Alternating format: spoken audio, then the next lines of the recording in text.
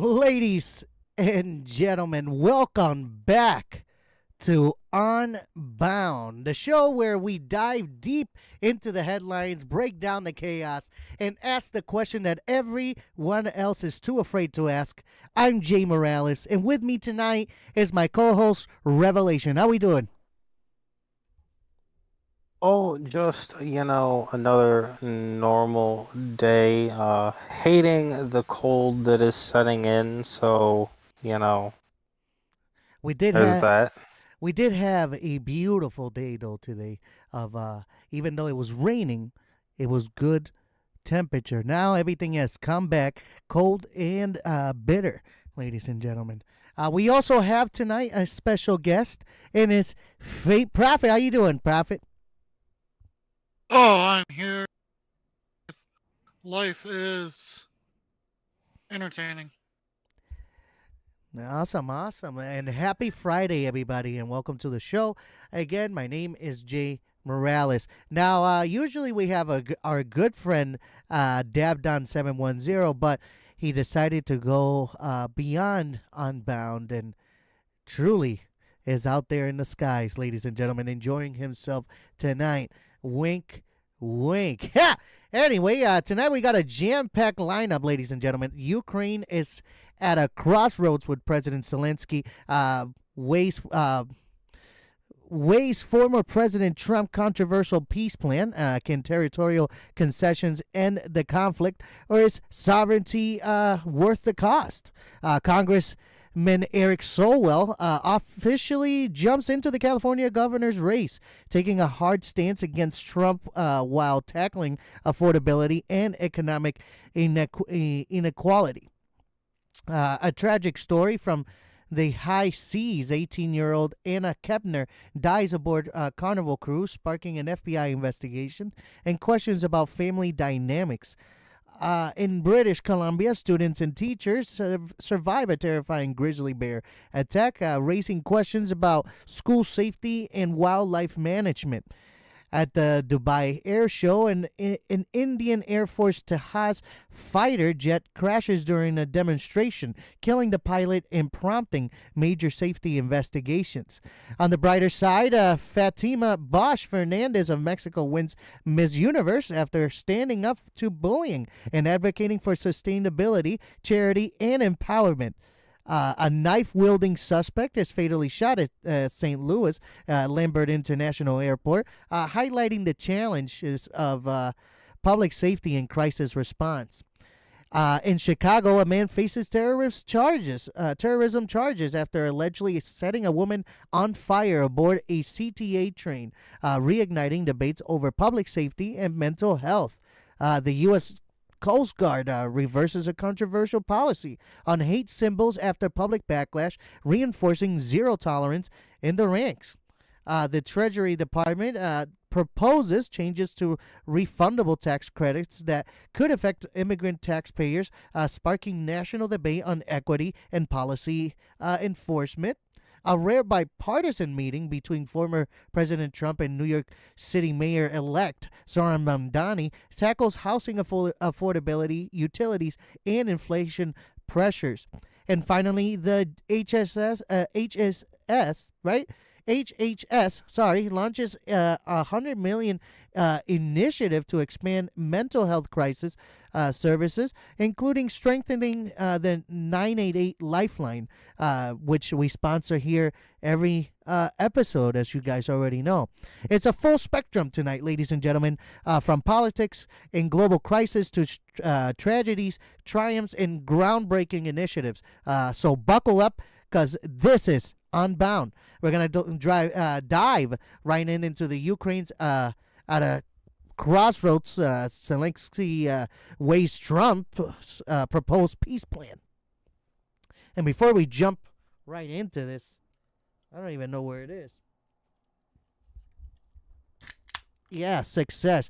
That sponsor is from our good friend, producer Mike. Oh, wrong sponsor. Ladies and gentlemen, I'm jumping ahead here. Producer Mike presents in the Jessup Show Legacy. It's sponsored tonight I'm on that show as the co-host with producer Mike. We go on every Tuesday at 8 p.m. Eastern Time, 5 Central. So catch us there. We talk about a lot of crazy things. We sometimes go into long banter, but it's a great show. Please come and check it out. Subscribe if you haven't. A lot of great shorts, over 450 videos. You won't want to miss it.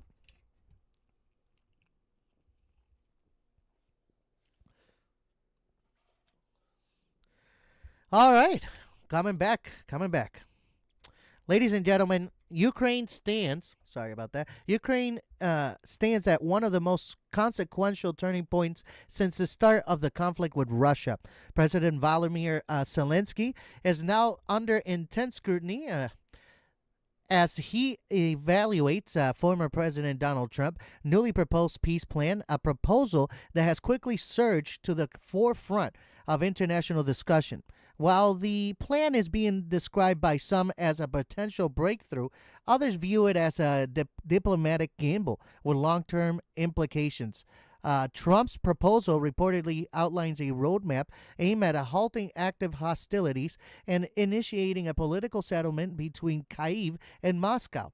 But as with any high-stakes peace initiative, the details remain the center of debate. Key provisions have sparked concern over whether Ukraine might be asked, directly or indirectly, to accept territorial compromises and security arrangements that could shift the balance of power in the region.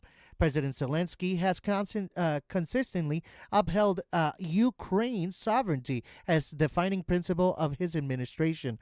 For him, the peace plan represents more than just diplomatic decision. It's a test of a leadership under immense pressure. Peace brings relief to millions of Ukrainians who were weary of displacement, economic disruption, and ongoing uncertainty.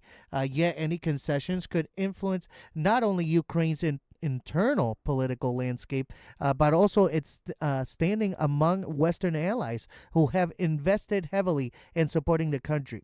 Within Ukraine, the reaction is far from uniform. Families affected by the war's devastation express understandable hope for an end to violence, while nationalist groups, veterans, and political critics caution against accepting terms that might validate aggression.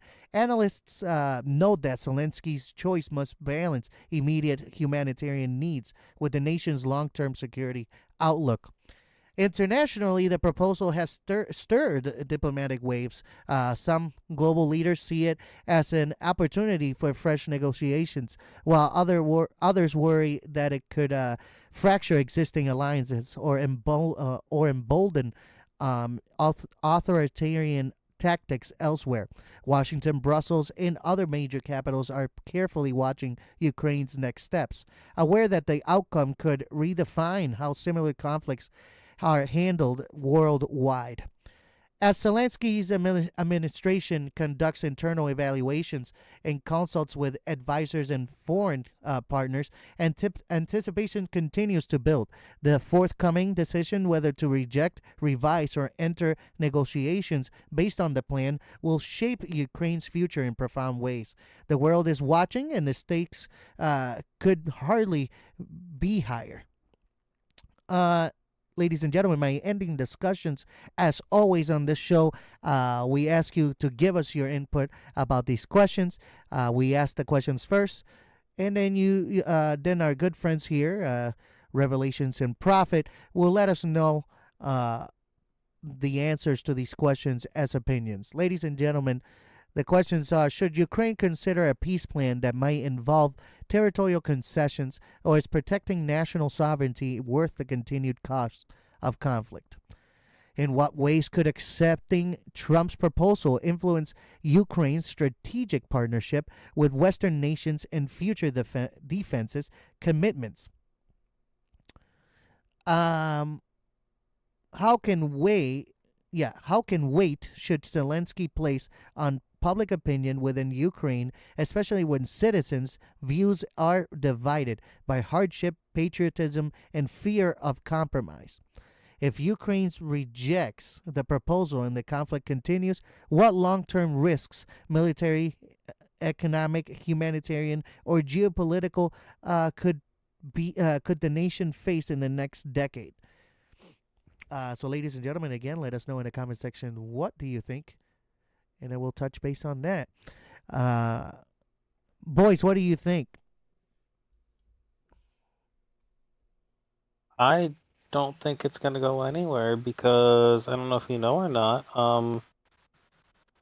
Uh, they have just found out that him and most of his like cabinet type thing is like being investigated for like by the World Court or some shit like that for like massive fucking corruption. And like the people of Ukraine are starting to like protest against him, which is not something you want when you're fighting for your country's literal survival. Yeah. So, you know, like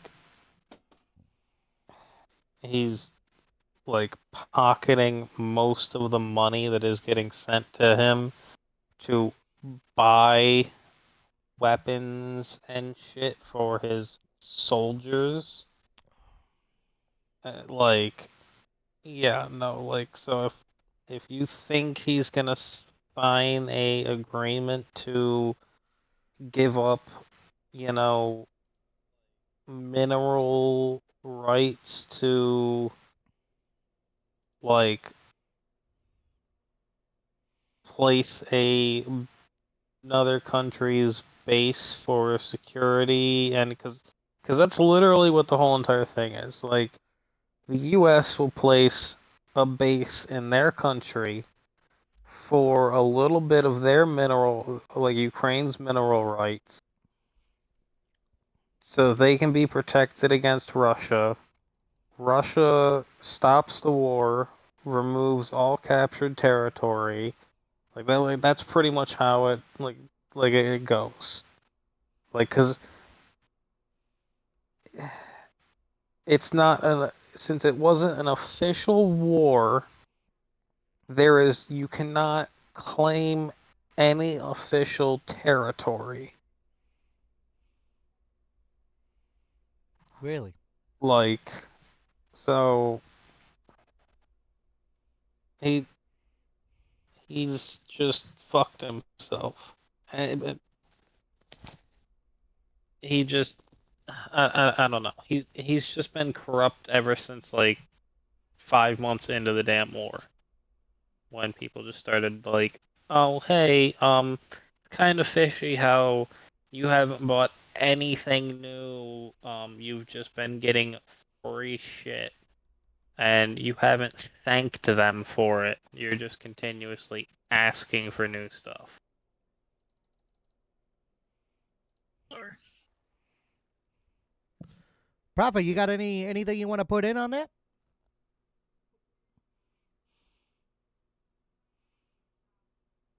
I don't feel like they should have to give up any land. I think that we should all live happily.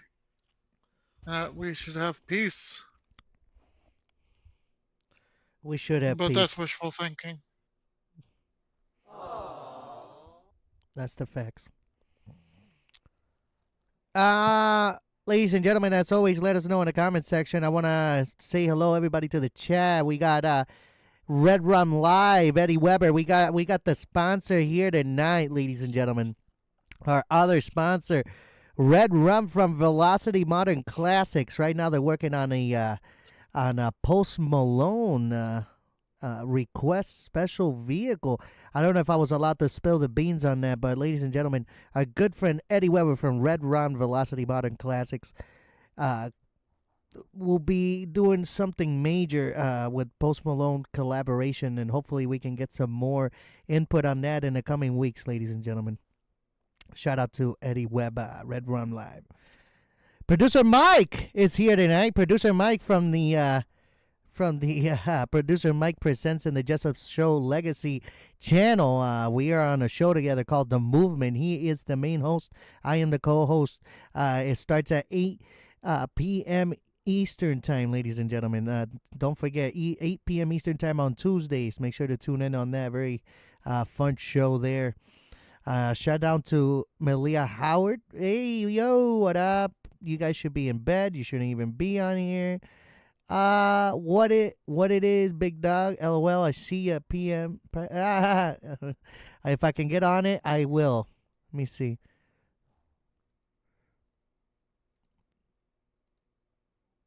Okay.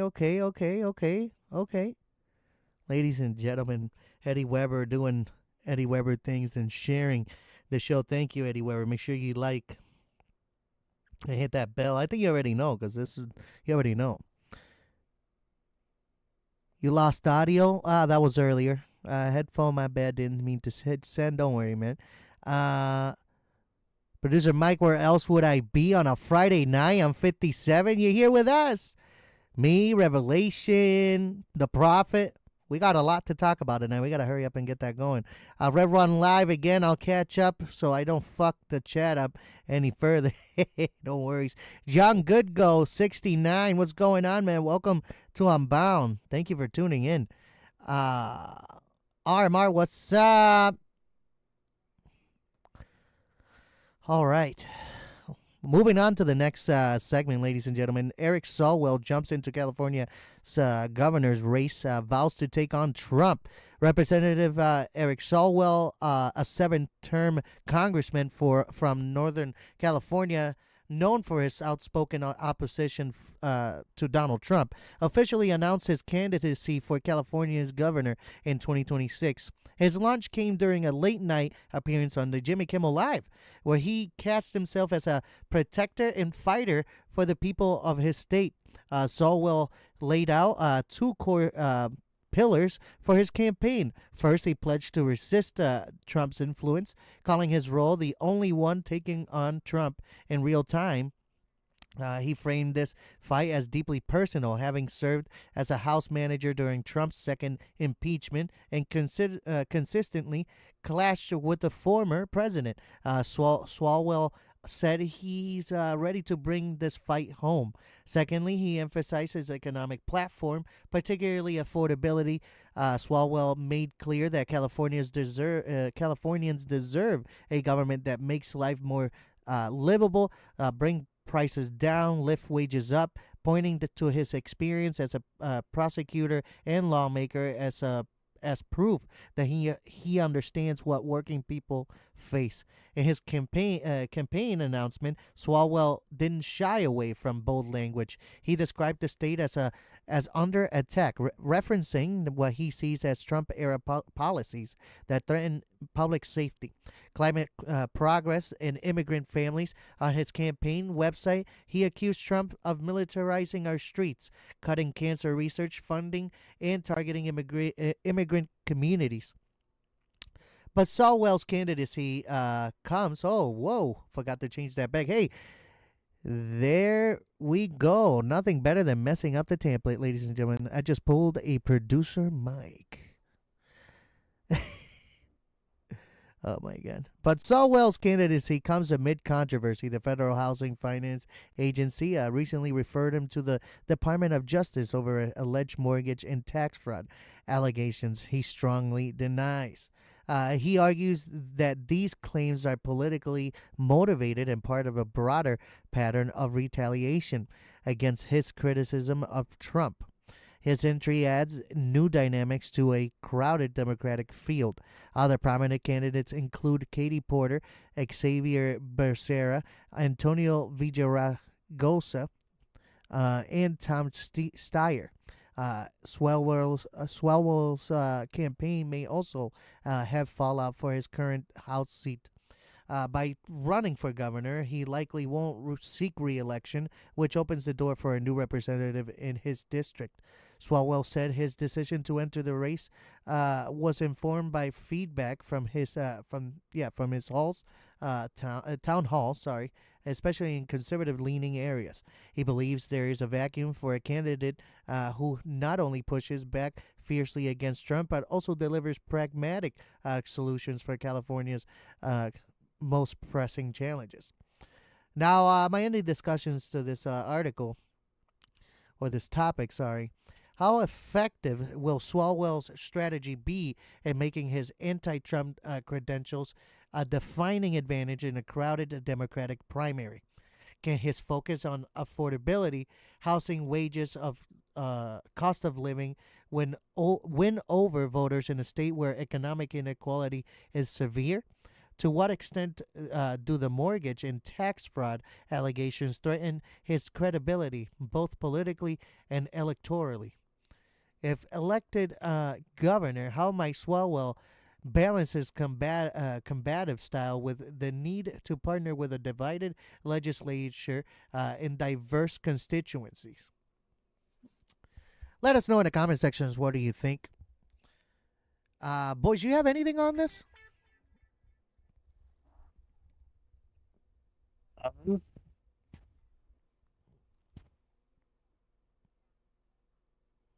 honestly, not really. Yeah, I don't know much. If you guys know a little bit about this, you let us know. You let us know what you guys know about this. But that's what's trending today, ladies and gentlemen. We wanted to give you what's going on with that. We should have done a better job on the facts. Docket team, if you think that you can look up some facts about those things, man, will be awesome. The friggity facts. Yeah, the factos, because we need them. We need them. On that note, ladies and gentlemen, we're gonna move on along until. Oh wait, you said you got something? Are you sure? All right. Don't be messing with us. Um,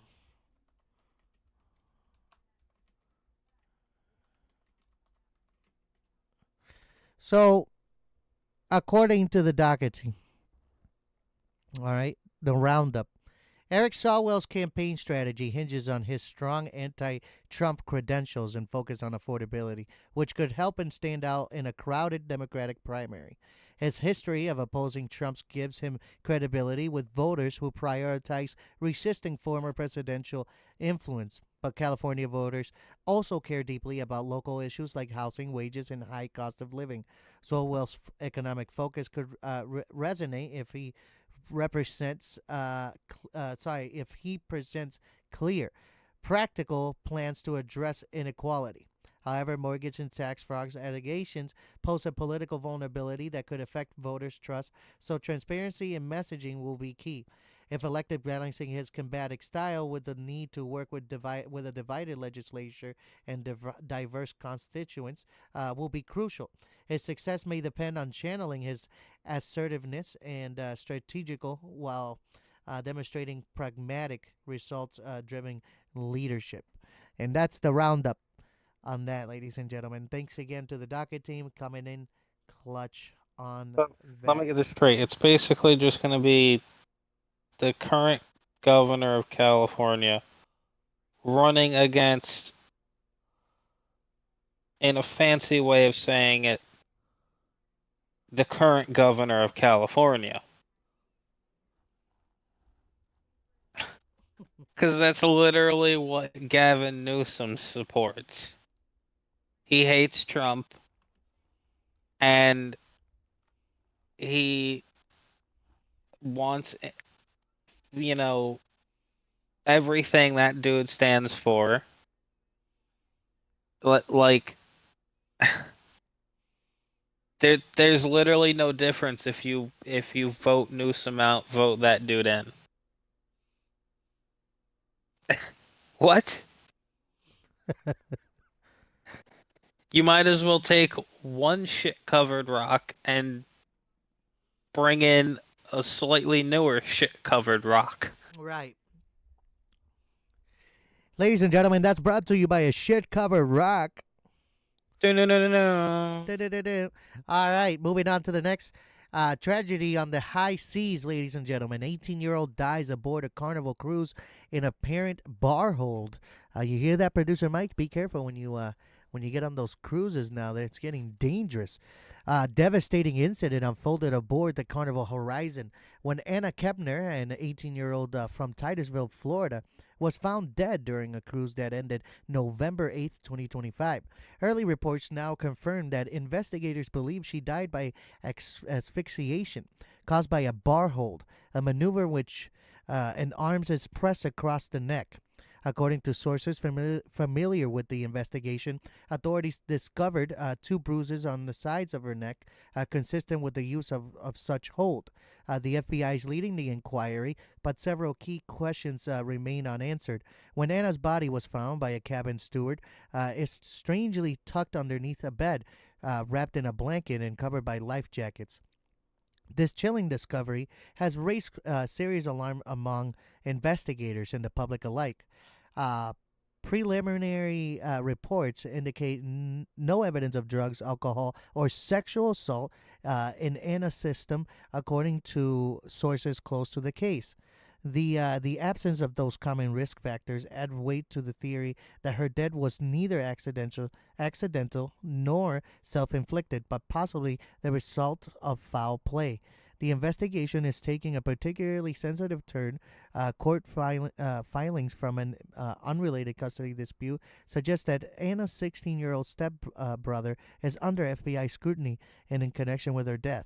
While no formal charges have been made public, the family internal dynamics and past disputes are now central to what may be a criminal case. Anna was described by her loved ones as a bright, caring, and driven young woman. Before her death, she had completed a military entrance exam and dreamed of serving in the U.S. Navy as a K-9 officer. Her funeral brought friends, family, and community members together to celebrate her life, even as many demanded answers about how such tragedy could have happened on what was supposed to be a joyous family vacation. Carnival Cruise Line has expressed its cooperation with the FBI investigation. Meanwhile, the medical examiner full autopsy and toxicology reports are still pending. Results are still pending, leaving major parts of the story unresolved. My questions to this, uh, given the report circumstances, no drugs or alcohol, bruising on her neck, body hidden under a bed. What do you think is the most plausible explanation for Anna's death? Sorry about that. How should Carnival Cruise Line respond publicly and operationally to reassure passengers about safety and security during their voyages? What role does the ongoing custody dispute and the involvement of Anna's stepbrother potentially play in the investigation, and how should justice be pursued given these family dynamics? And then finally, what changes, if any, should be made in how cruise lines monitor passenger cabins and respond to reports of suspicious behavior to prevent incidents like this from happening again? Let us know in the comment section, what do you think about this tragedy? Um, what do you guys think? So, here's my thing, which makes this really, really interesting. So chat, if you don't know, the bar hold choke, if you don't know that name, you're probably gonna know the more known name that it goes by, the sleeper hold. This hold is taught to people in martial arts, law enforcement, and people in the military. So, accounting for those three things right there,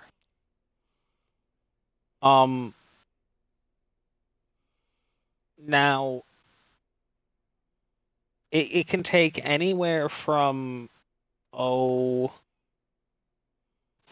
to 10 seconds, depending on how much pressure you apply, for somebody in that hold to just, you know, done for. So we're gonna say she weighs what, Like 120, 100 pounds? maybe that. Yeah,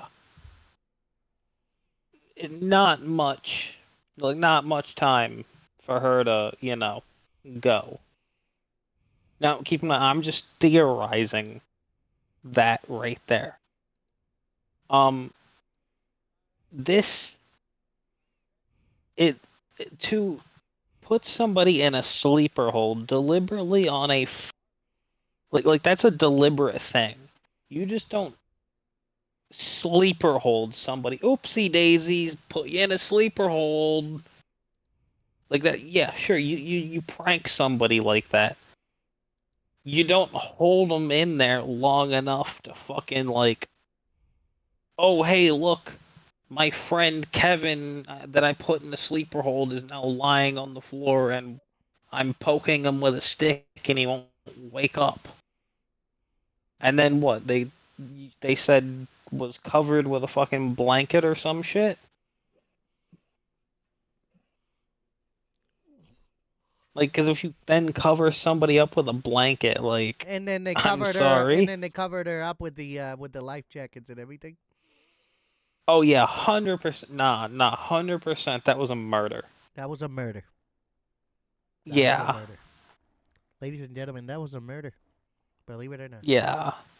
I would not just like I wouldn't just be like like if I came into your house and then just like fucking straight up put you into a sleeper hold and fucking just, you know, 10 seconds later you were done for and then put like a blanket over you, everyone's gonna straight up know, oh, you just didn't fucking, pass out on the floor and then just decide to, put a blanket over yourself. No, everyone's gonna fucking know that somebody came in and just fucking, offed you. Like, yeah. Now we know why the feds are there. Yep. And then the final question, because we just blew through all those questions. That's how we do it around here.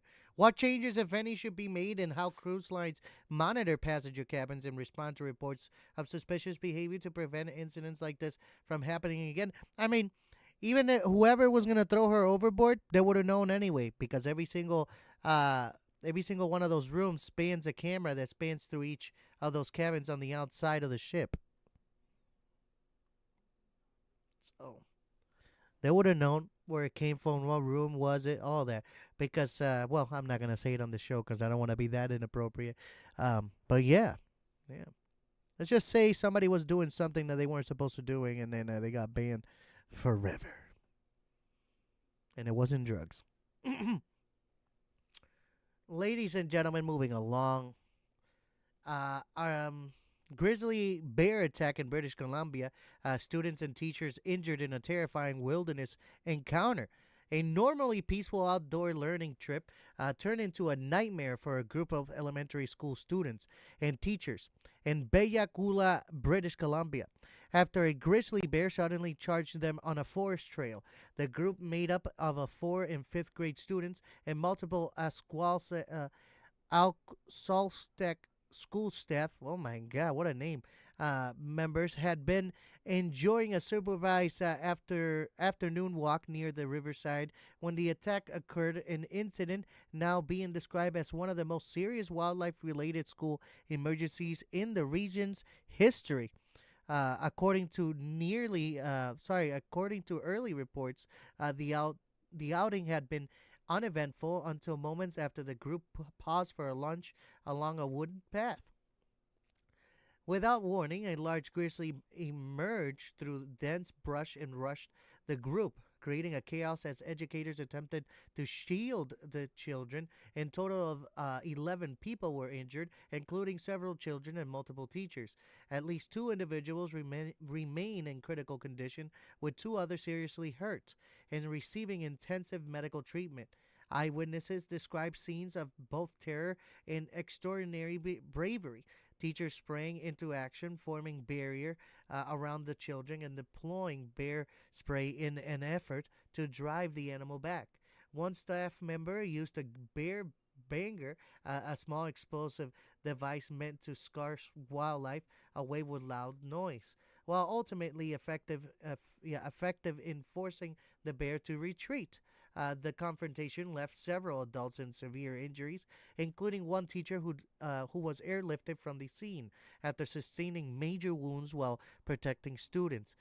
Parents and community members have since shared first-hand accounts from children involved in the ordeal. One mother, Veronica Schooner, recalled her 10-year-old son describing the sheer closeness of the encounter. He could feel the bear fur brushing against him as it passed. Some students suffered secondary injuries or distress from exposure to bear spray used during the defensive effort, compounding the emotional shock of the event.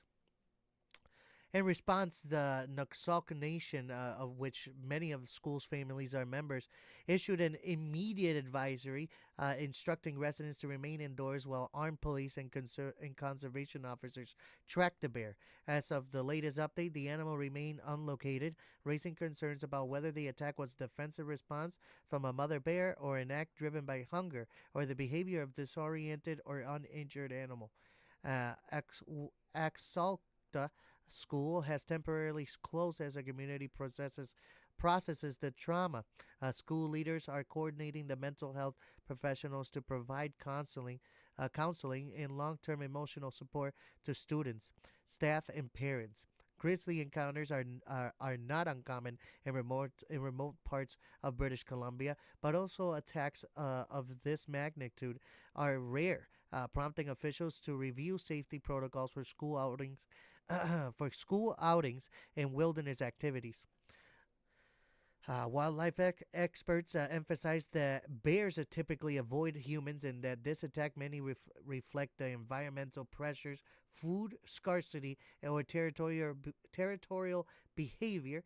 Still, the severity of the incident has reignited debate over wildlife management in rural communities. The preparedness of schools conducting outdoors education and the dedicate balance between respecting nature and ensuring public safety. While the community rallies around the injured and their families, British Columbia's provincial government and local conservation authorities are being urged to investigate the circumstances leading up to the attack to prevent future tragedies in a region where humans and wildlife share the same land. My discussing questions about this: should schools in remote regions adopt stricter guidelines or additional safety personnel when leading outdoor activities in areas known for wildlife presence? How can conservation officers and indigenous leadership of the Noxalk Nation work together to ensure that both community safety and cultural respect for wildlife are upheld? What long term psychological support system should be implemented for children and teachers who experience traumatic wildlife encounters? Could the incident lead to new wildlife management policies in British Columbia, such as increased monitoring, trail restrictions, or expanded public education on bear behavior? You guys let us know in the comment section what you think about that. That is nuts. Uh, what do you guys think? I mean, it's one of those things where I mean, they should have had an you officer gotta. with them, my opinion. But go To ahead. be True, but honest at with the you, same time, go ahead. it feels like they should have an emergency plan for that, just like fire drills and stuff like that. Yeah, exactly. Yeah. Go ahead, Rev. True. Like, you know, right from the start, they should have, like, there should have been, like, a minimum, like, 15, 30 minutes of, like, oh, hey, you know, blah, blah, blah, bears do this, bears do that, don't do that, don't, blah, blah, blah, and then go on the trail. Like, because I, re- because, I mean, we've all been taught as young kids. Oh, hey, don't do this to animals. Don't do that. You can do this. You can do that. Like, we all know don't go up to a fucking bear. Like, that was that whole entire thing. Oh, hey, if you see a Don't feed bear, them. play dead. Don't feed animals. And it's like, we all know not to go up to a fucking bison and fucking, touch it, because we've seen all the fucking videos of them just fucking running into people. We all know not to fucking stand near a goddamn mountain lion. I mean, it's just common sense. Yeah, I know it's different because they're kids. That's why you teach them, have those little safety briefings beforehand. So it's like, oh hey, little Timmy, this is a big deadly animal. Right. Stay with your teachers. They'll keep you safe. But just in case we have, this, this officer here, he'll protect you guys. Yada yada yada. Just do everything, that this video tells you to do and don't. Yada yada. Like, you know how many times I've had to sit through those when it was like field trips and shit. Like, I ended up learning not to do shit like that. Does it always work? No, but did it work for me? Yeah.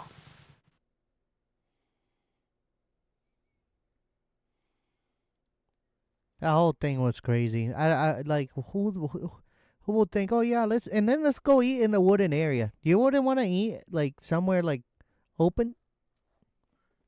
I don't know. A Conservation designated area. spot. Yeah, conservation areas though are different from fucking other areas because it's just supposed to be this. It's supposed to replicate their environment that they live in. So, you know what I mean? Yeah. Um, this goes to also like what long-term psychological support system should be implemented for children and teachers, just like what happened just recently here, near Buffalo area over here in Chautauqua County.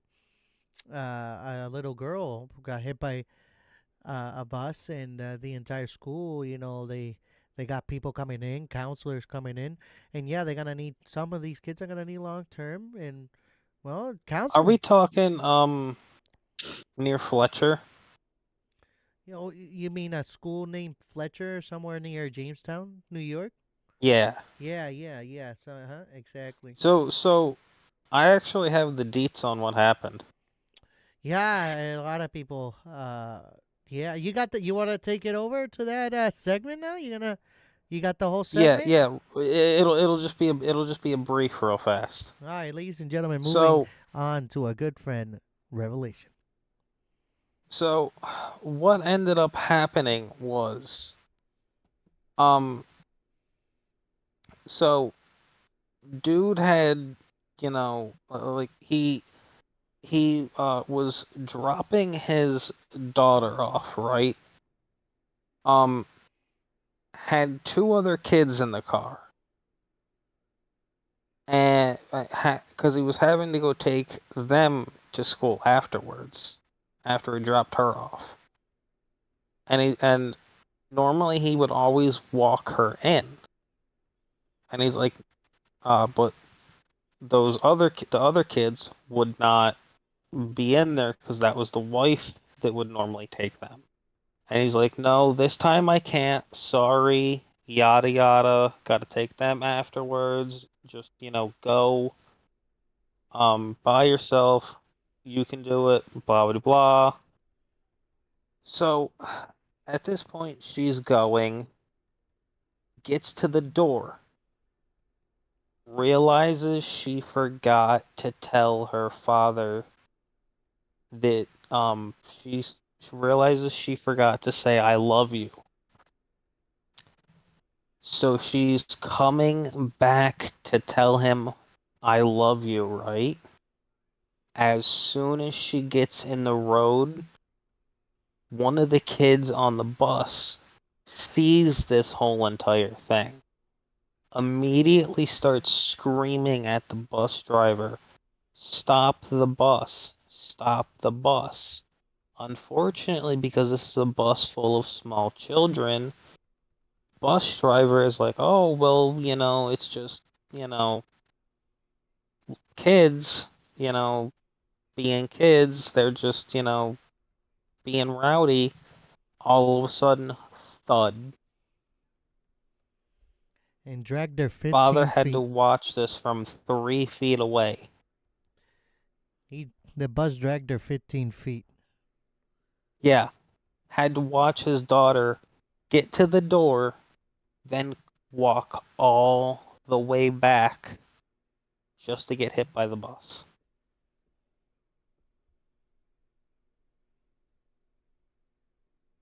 Yeah, Rest in all with peace his to, other two kids in the car. yeah. Give me a second. Give me a second. Give me a second. Where is it?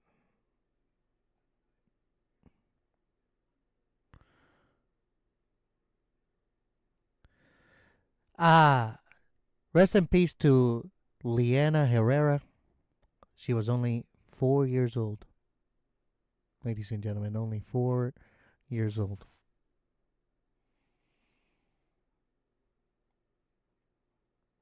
And today she was laid to rest.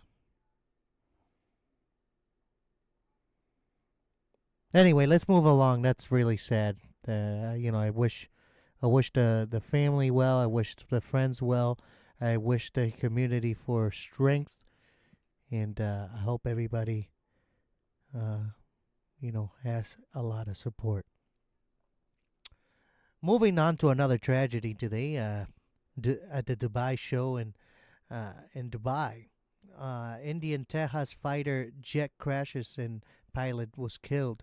The excitement of the Dubai Air Show turned somber on November 21st, 2025, when an Indian Air Force IAF Tejas fighter jet crashed during a high profile aerial demonstration, resulting in the death of the pilot. The incident shocked spectators and raised urgent questions about aircraft safety and airshow protocols. The aircraft involved a HAL Tejas lightweight multi-role fighter jet developed indigenously by Hindustan Aeronautics Limited. The Tejas represent a key pillar of India's effort to modernize its sorry about this. Its air force, boasting advanced avionics, agility, and compatibility for modern weaponry. Despite its growing reputation, the jet has had only a few operational incidents. Prior to this, the most notable crash occurred in 2024, in which the pilot ejected safely. Eyewitnesses account from the Dubai's air show described the plane performing a low altitude maneuver over the main runway. When it suddenly lost control, the aircraft plummeted sharply and struck the ground with a violent impact, creating a massive fireball and sending plumes of black smoke into the air. Emergency responders, including Dubai Fire and Rescue Services, rushed to the scene, extinguishing the flames and securing the area. Spectators were evacuated, and then the remaining demonstrator flights were temporarily suspended. The pilot, Wing Commander Namnash Sayal, 37, from Himachal Pradesh, was tragically killed. Sayal was an experienced fighter pilot with multiple operational deployments. Um, the Indian Air Force issued a statement expressing profound sorrow and extended condolences to his family, describing him as a dedicated and courageous officer who served the nation with distinction. A court of inquiry has been ordered to investigate the crash. Preliminary speculation suggests that investigators will examine mechanical failure, pilot error, or environmental factors such as wind gusts. Both Indian and Emirati authorities are expected to collaborate on the investigation. which will conclude a detailed analysis of flight data, maintenance records, and the pilot operational history. The accident has. Give me a moment. Oh man, sorry about that, ladies and gentlemen. Here we go. The accident has also sparked discussions about the inherent risk of aerial demonstration flights. Air shows worldwide showcase extreme maneuvers to impress audiences, but such performances carry in significant dangers.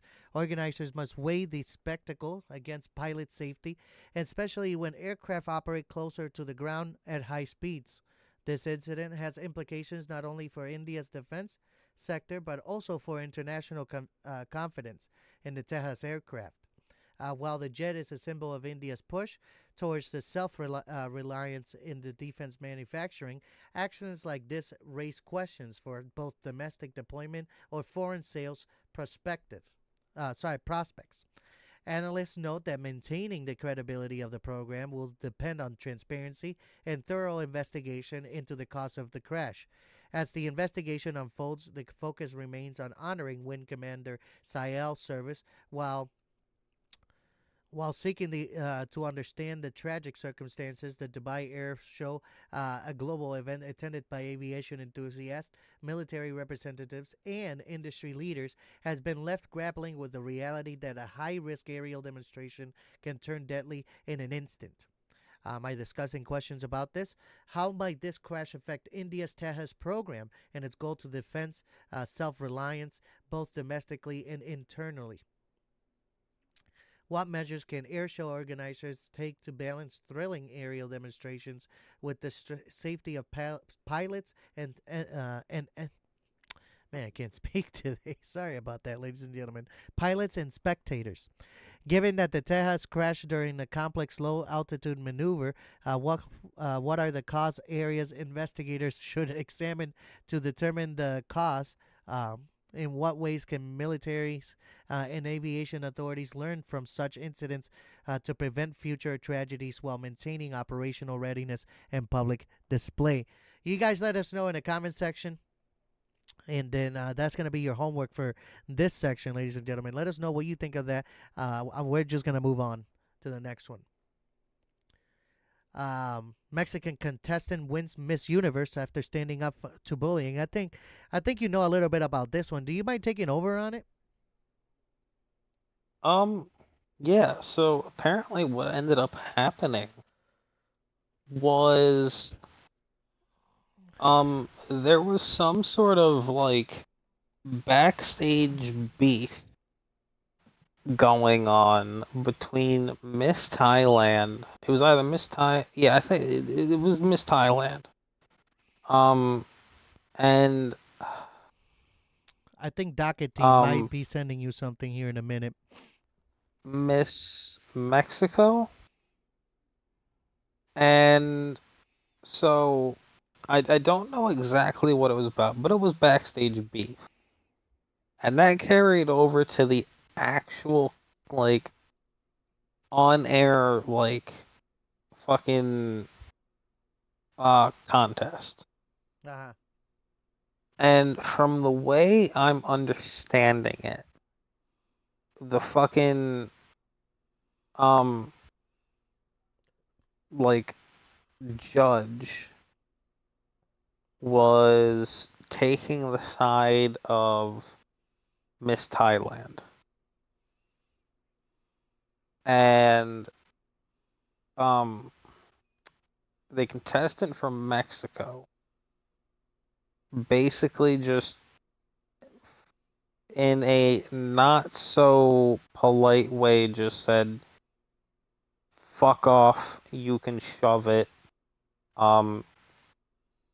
You know, I'm not gonna tolerate anything you say. This is exactly what I believe in. You're just bullying the shit out of me, and this is on TV, so now you can't deny it, and you have to tell the truth.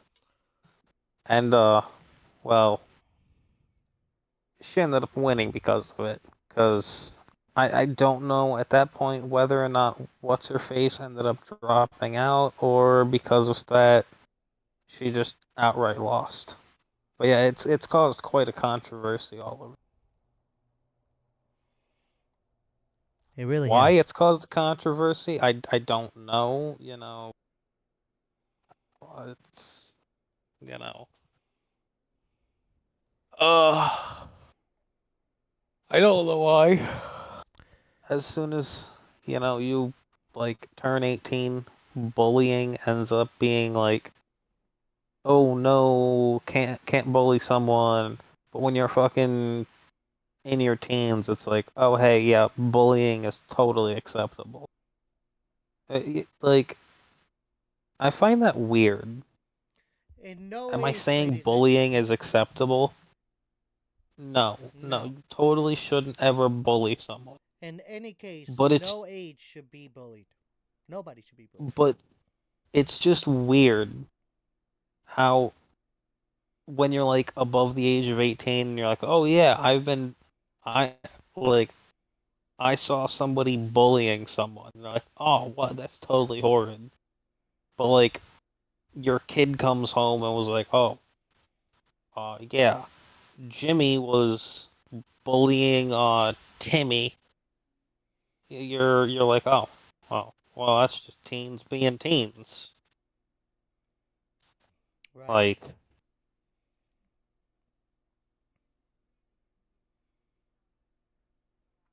But we're glad that she won the contest. She proved everybody wrong. She put the those people down that were bullying her. Made a statement. And congratulations, Miss Mexico. You did it. You did it. Um, Fatima. Her name was Fatima Bosch Fernandez. Fatima, congratulations, Mama. You deserve it. You deserve it. Moving along. Now we're going back to tragedy, ladies and gentlemen. A knife wielding suspect fatally shot at St. Louis Airport. Authorities respond to early morning incident. Oh. A tense and tragic situation unfolded at St. Louis Lambert International Airport. In the early hours of November 21st, 2025, when a man armed with a knife was fatally shot by police after refusing to comply with officers' orders. The incident occurred near Terminal 1 outside the security checkpoint in an area commonly used for light rail drop offs and passenger arrivals. According to St. Louis County Police, officers were performing a routine patrol when they encountered the unidentified man who had entered a restricted access area of the airport. When instructed to leave, he reportedly refused. Authorities say the man then produced a knife and prompted officers to attempt not lethal escalation using a taser. The man continues to advance towards officers despite warnings and the taser deployment. In response to the imminent threat, one officer discharged his firearm, striking the suspect. Emergency medical services arrived promptly, but the man was pronounced dead at the scene. No passengers or airport staff were injured in the exchange. Airport spokesperson confirmed that Terminal 1 operations were temporarily halted and the light rail station near the site was closed for approximately 3 hours while investigators secured the area. Travelers were rerouted and police conducted a thorough sweep to ensure there was no additional threats. Preliminary reports indicate that the suspect may have been unhoused and was not attempting to travel through the airport. Officials are investigating his background to understand how he came to be in the restricted area. Police emphasized that the officers involved acted in accordance with the standard operation procedures for imminent threats. The officers, who collectively have 14 years of service, were placed on administrative leave pending review, which is routine in officers involved shootings. Their names have not yet been released. Airport's officials expressed sorrow over the incidents, calling it a tragic event for the airport community.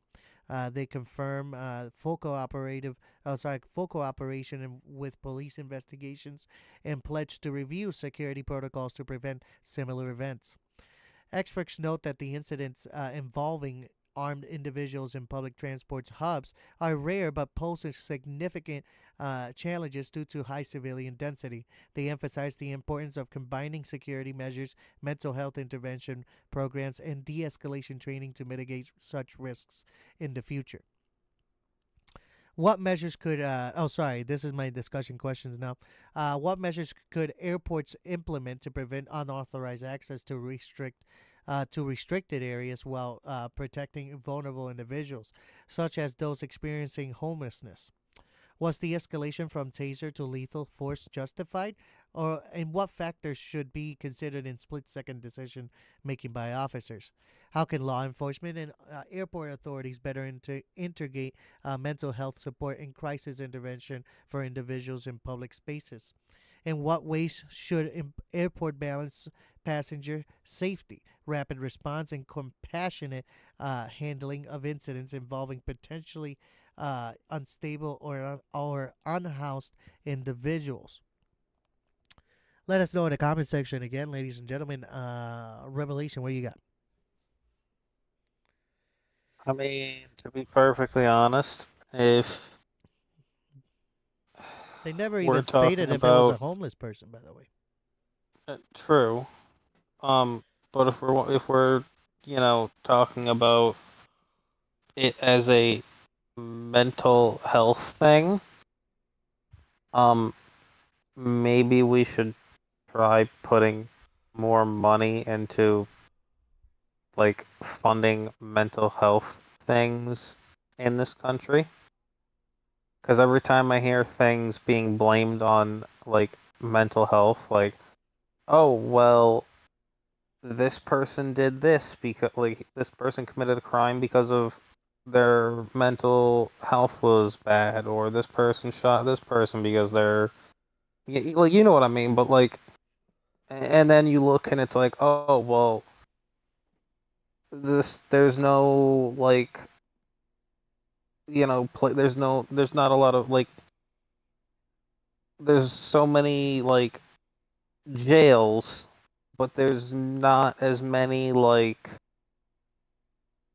places to go and get legitimately good like help for your mental well-being. So it's like, oh yeah. So James over here can just, shoot somebody, and instead of, you know, getting put in a place for, let's say, 6 months to a year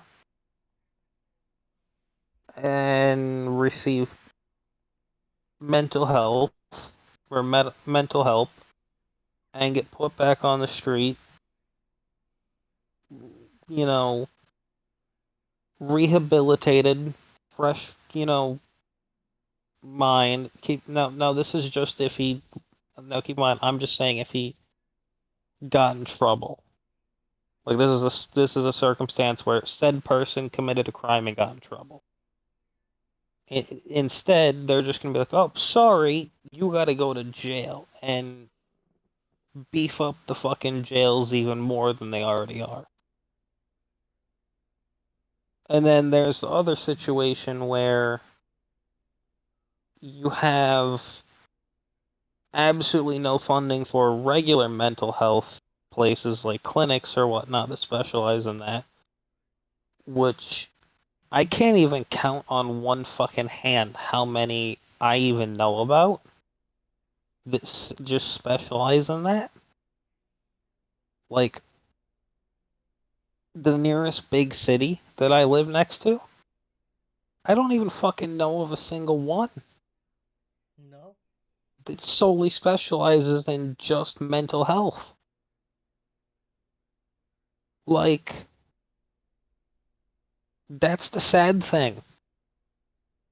So how the hell is said dude that they're talking about, if it is something that he's getting blamed on for mental health, and then you have the police end version, oh, the whole argument back and forth of lethal force or taser thing, That's been going on for fucking years.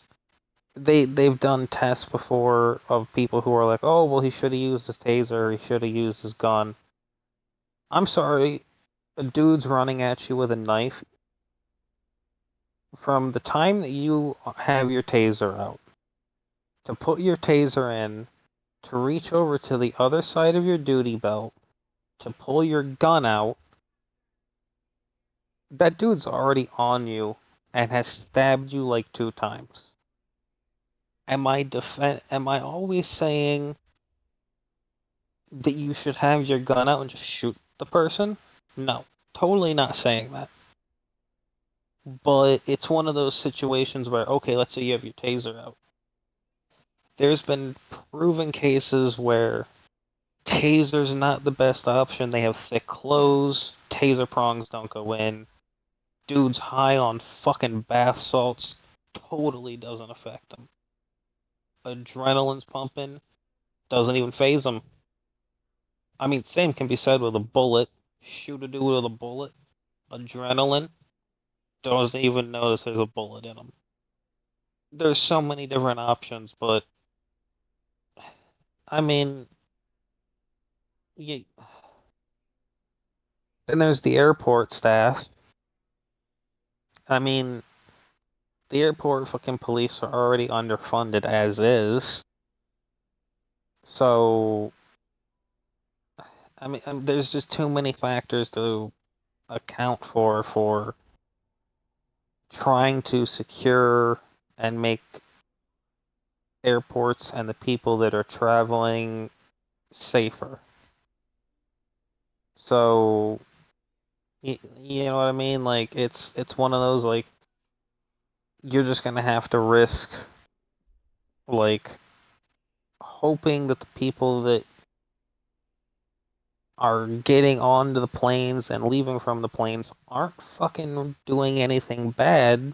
And if there is a person that comes in to try and do harm, you can just stop them right there. And they aren't really, you know, anything that is going to be like a serious threat.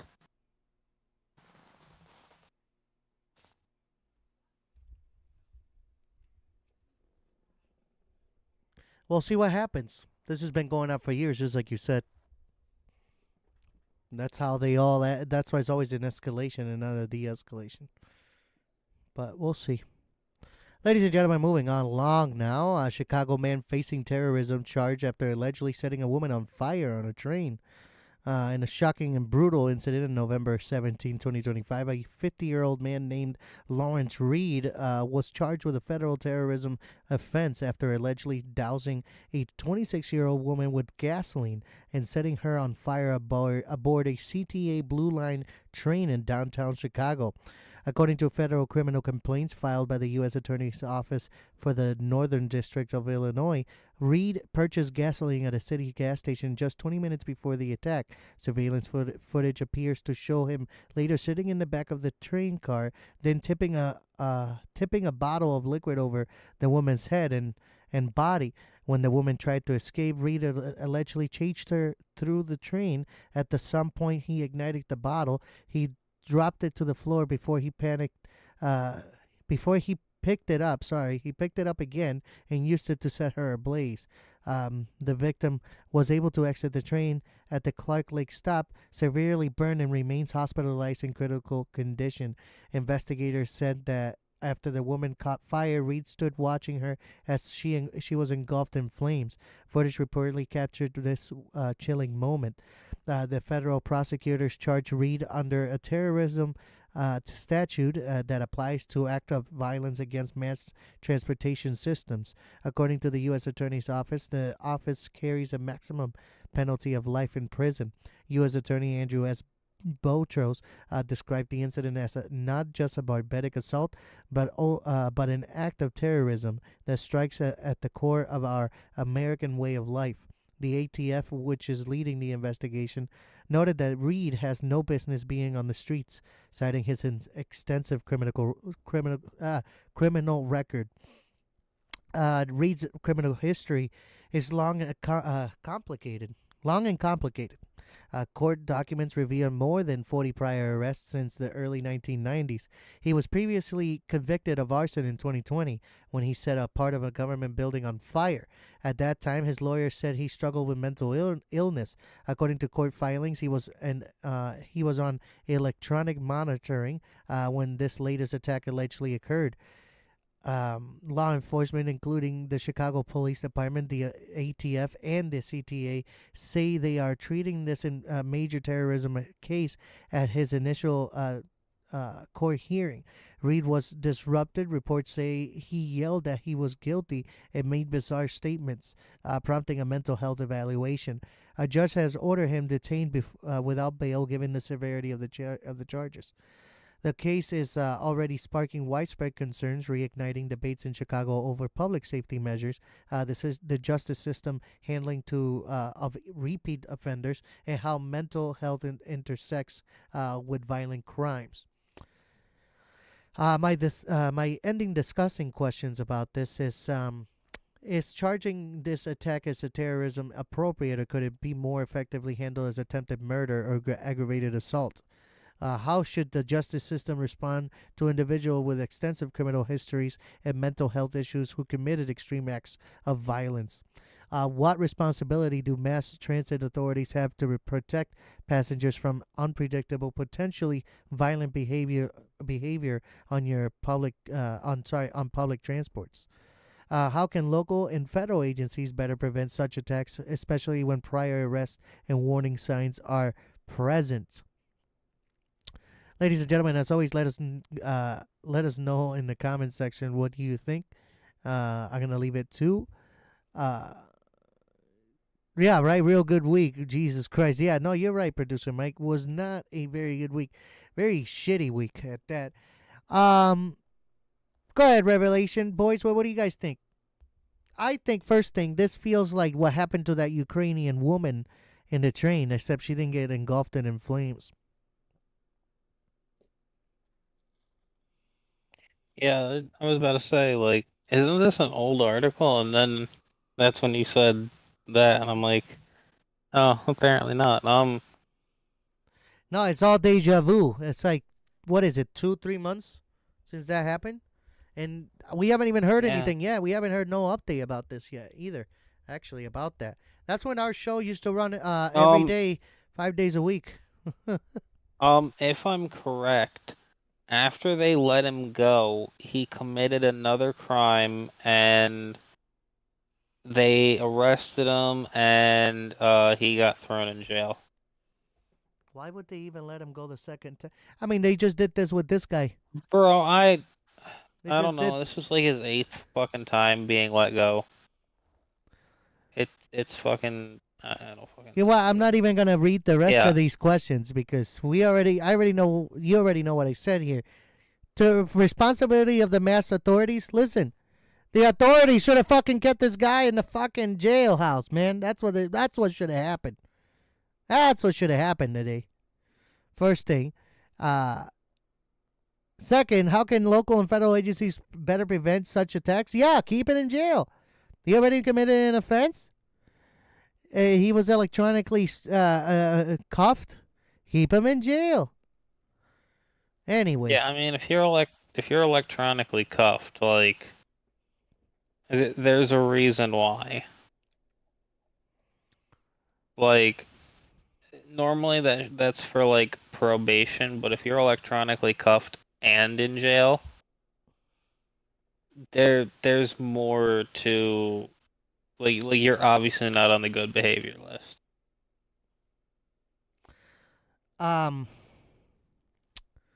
Ladies and gentlemen, again, let us know in the comment section what do you guys think about that. Producer Mike, yeah, it was a heck of a time, a heck of a week. Moving on to the Coast Guard reverses controversial policy on hate symbols after public backlash. The U.S. Coast Guard has reversed a controversial policy that would have downgraded swastikas, nooses, and other historically hateful symbols from being labeled hate symbols to merely potentially divisive. Oh my God, am I saying that right? Diversive. No, it's divisive. divisive, literally like that, divisive, potentially divisive.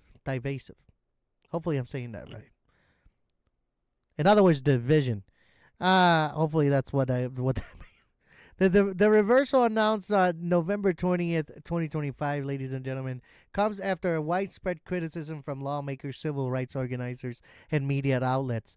Earlier this month, the Coast Guard had issues guidance in its harassing behavior prevention, response, and accountability manual, classifying swastikas, nooses, and some Confederate flags as potentially divisive.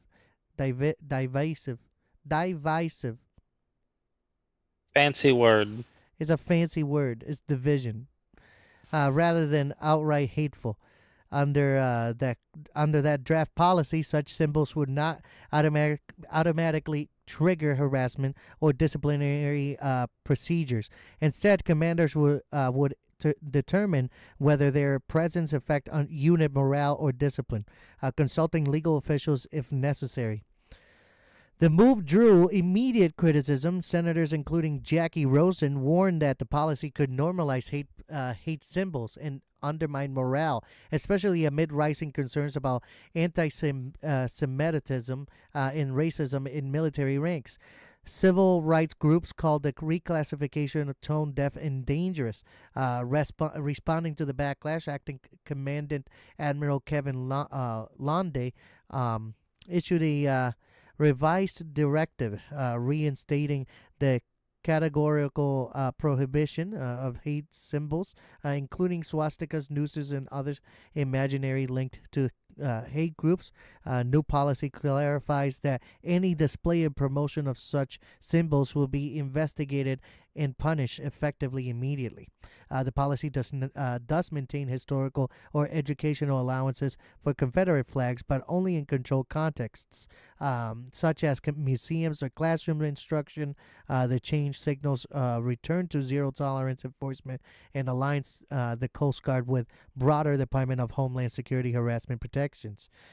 The episode highlights the power of language and policy by initially labeling symbols as potentially divisive.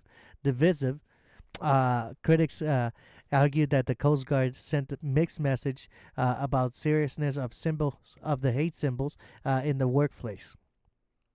The swift reversal demonstrates the sensitivity around the hate speech, military discipline, and public perception in federal agencies. By discussing questions about this, what does this reversal reveal about the influence of public and political pressure on military and federal agency policies? How important is precise language such as hate symbol versus potentially divisive, in shaping enforcement and workplace culture? Should there be any context in which symbols like swastikas or nooses are permissible in federal workplace, or is zero tolerance necessary? How can the Coast Guard and other agencies improve communication and policy clarity to prevent similar controversies in the future? Let us know in the comment sections, what do you think, and let me know. For now, we're going to leave it for the boys. Boys, what do you guys think? Well, first of all, I definitely think they should clarify, instead of being swastika, I think it should be Nazi imagery. Because just saying swastika, do you know how many swastikas there actually are? A bunch. There are many different shapes. And Yeah, and the only one that is associated as being bad is that version of a swastika, which is tilted slightly and is not actually, just it is just like straight. There's no fancy things on it, no other things like dots or anything, just plain. Like, that would be a Nazi swastika. So You got to specify Nazi image. And personally, in my opinion, I think if anything like that, if they discover something like, let's say on one of their boats, they find a Confederate flag, for example. I think instead of just straight up being like, oh, hey, everyone's going to get punished because we found a Confederate flag on the boat, right? Mm-hmm. I think there should be an investigation. Because let's say, for some random reason, they have one black dude or just one Hispanic dude, and the rest of the people are white on said Coast Guard cutter, right? Yeah. And Mm-hmm. so for and so their natural logic would be, obviously it must be one of these white dudes on this boat that hung that thing to try and pressure that minority person off the boat.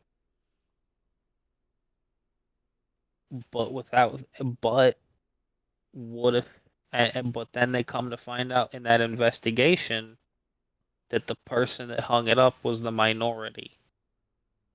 They should definitely have an investigation on everything like that is what I think they should do. Because you're always going to jump to conclusions. I don't know if they already do, but with this whole entire thing now, that would be a much better like thing. Right.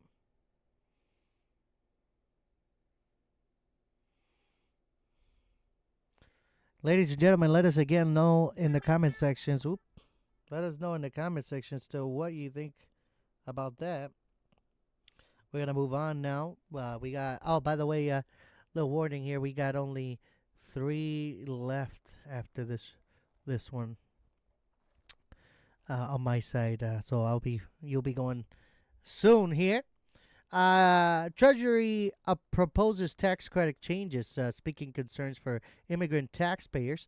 The U.S. Treasury Department has proposed a new rule that could significantly alter eligibility for refundable tax credits, a move that critics warn many disproportionately affect immigrant taxpayers who legally work and pay taxes. The announcement made on November 20th, 2025, has ignited debate over whether tax policy is being used as a tool for immigration enforcement. Under the proposed regulation, refundable portions of credits such as the Earned Income Tax Credit, Additional Child Tax Credit, American Opportunity Tax Credit, and Savers Match Credit could be considered federal public benefits under existing law.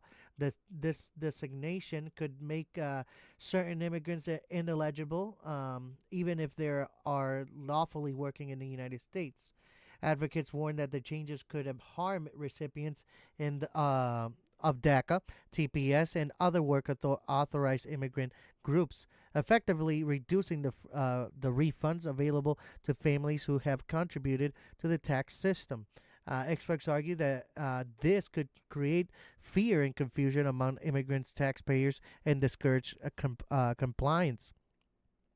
Treasury Secretary Scott Bessent defended the proposal as a measure to ensure that tax credits intended for U.S. citizens and qualified residents are not claimed by non qualified aliens. The department cited that the Personal Responsibility and Work Opportunity Reconciliation Act, the PRWORA, as the legal basis for redefining these benefits. Critics argued the proposal effectively penalizes immigrants who contribute to the U.S. economy. Daniel Costa of the Economic Policy Institute described the policy as unjust, noting that many immigrants taxpayers rely on these refunds for essential living expenses. Others warned that the rule could shift the IRS role from tax collection to immigration enforcement, potentially discouraging lawful tax filings.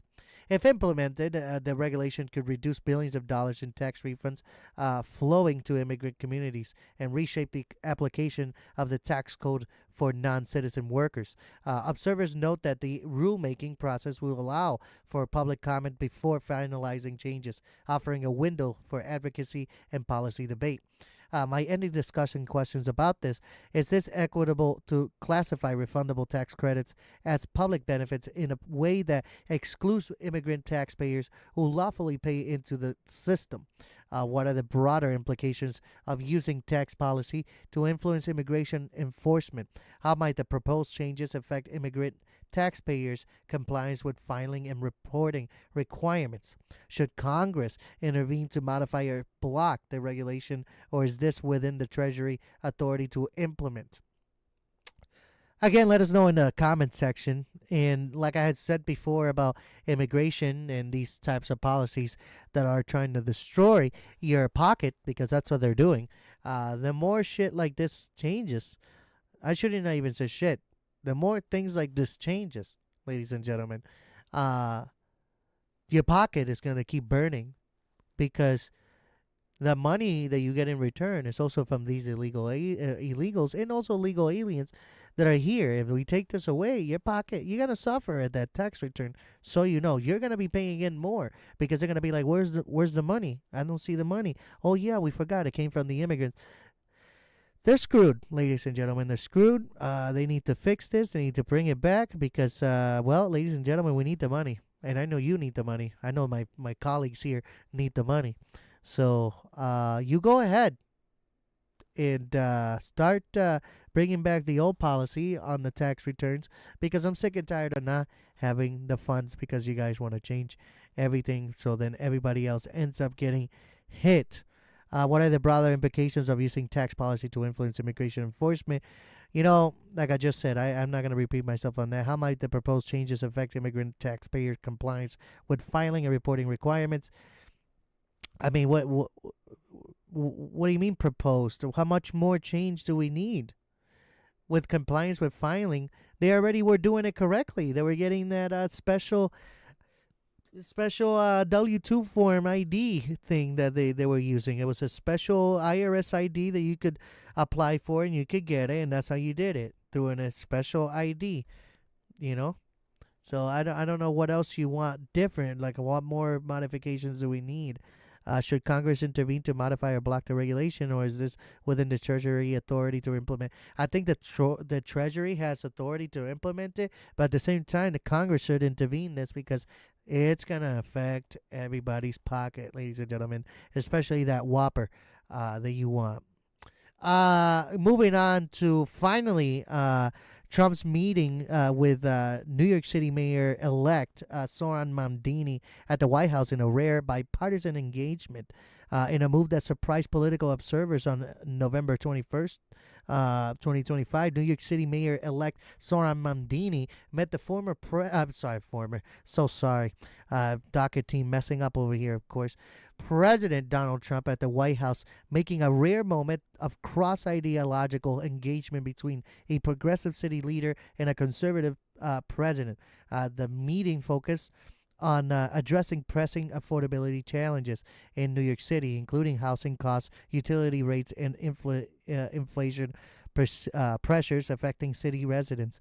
Mamdani, a Democratic socialist who narrowly won the New York City mayoral election, reached out to the White House to discuss potential federal support for a program addressing housing affordability and the cost of living concerns. Historically, Mamdani has been vocal critics of Trump, particularly during the 2024 election cycle. Despite this, he emphasized pragmatism, stating that effective governance requires engaging all levels of government. Regardless of political differences, prior to the meeting, Mamdani team stressed that their goal was not political theater, but rather securing tangible results for New York's grappling with rising housing and utility costs. During the discussion, housing affordability was primary topic. Trump reportedly acknowledged some of Mamdani's proposals for streamlining permitting processes and leveraging federal support to increase affordability housing stock. Both leaders addressed skyrocketing energy bills with particular attention to Con Edison, emphasizing that reducing utility costs is critical for low and middle income households. They also discussed broader inflationary pressures, including food and transportation costs, and how federal and city policies could be coordinated to alleviate financial stress for residents. Despite their ideological divide, both men maintain a civil and cooperative tone throughout the meeting. Trump complimented Mamdani's approach to problem solving, noting he was impressed with some of the mayor's elect proposals. Mamdani stressed that while their political philosophies differ, a collaboration on practical solutions benefits New Yorkers. Analysts suggest that the optics of this meeting could be politically delicate. Mamdani's risk criticism from his progressive base, while Trump risks alienating hardline supporters wary of engagement with left leaning figures. The meeting highlights the complex interplay between local governance and federal influence. With New York City facing rising living costs, Mamdani's willingness to work with Trump may set a precedent for how city leaders interact with federal officials across party lines to secure resources. At the same time, it underscores the strategic consideration both leaders weigh when navigating public perception, policy priorities, and political ideology. This intersection this interaction could signal a shift in Mandini's political identity towards a pragmatic, progressive capable of bridging divides, while for Trump, it offers an opportunity to showcase engagement on an urban policy issues that affect millions of Americans. The long-term impact of this meeting will depend on how both leaders translates dialogue into action, and whether constituents perceive collaboration as constructive or politically motivated. Um,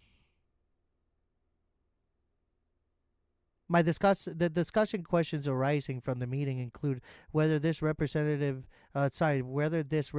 genuine bipartisan cooperation or a strategic maneuver, how realistic collaboration is given their different policy visions, whether working with Trump strengthens or risks Mamdani's progressive credibility, and the potential benefits and pitfalls for Trump in publicly engaging with progressive figure on economic issues.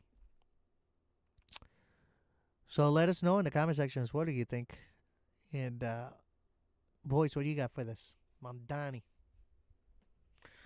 This is long game politics. Because think about it. So It's a club. he invited Mamdani, right? So he's like, oh, hey, because Mamdani hasn't been sworn in as mayor of New York City, which largest city in America. Easily the most profitable city in America. So, and since Mamdani has these completely radical views, the fire commissioner of fucking New York City is already fucking leaving due to this. 4,000 fucking New York City police officers are already leaving because of him. So, Trump is like, yeah, you're good. I support your fucking views, yada yada yada. So he comes, so when he gets sworn in, fucking, all of a sudden, Trump gives him a bunch of, aid to, do all these like projects that he needs done, blah, blah, blah, blah, turns things around for the city. People are all of a sudden, really happy with him. Maybe some of the police come back. Maybe they don't. Whatever. But let's say they do. All of a sudden, people are really happy with him. But, he gives then credit to himself, like all politicians do. But really, everyone knows where it came from. Trump. So next election comes around. He then loses to the person who's running against him. He comes out of office. Next person comes into office.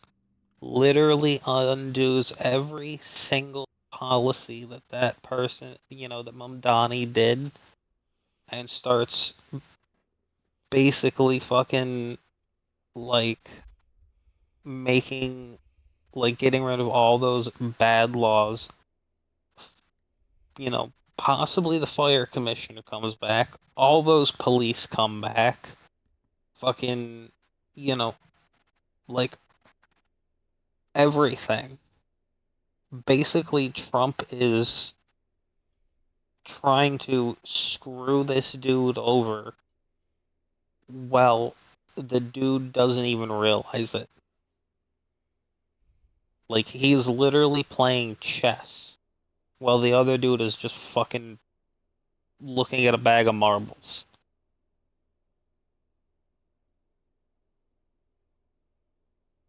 Right.